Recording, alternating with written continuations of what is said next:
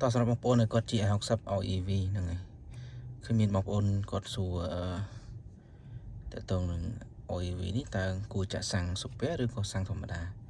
ហ្នឹងហើយអញ្ចឹងដើម្បីឲ្យដឹងច្បាស់យើងទៅមើលកន្លែងគម្របសាំងរបស់គ្នាបាទហ្នឹង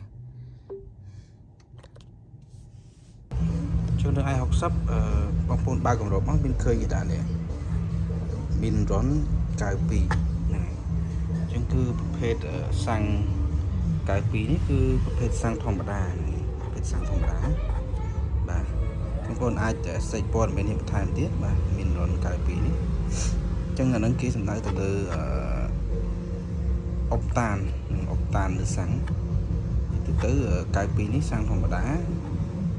98អីវាជាសាំងសុភ័ក្រហ្នឹង98 99បាទអញ្ចឹងបងប្អូនមកច្រឡំអញ្ចឹងពេលចាក់សាំងធម្មតាព្រោះអានេះវាប្រភេទ OEV វាម៉ាស៊ីនភ្លើងអញ្ចឹងវាអត់ត្រូវការចំហាយខ្លាំងទេបងប្អូនបាទអញ្ចឹងត្រូវការ92បាទ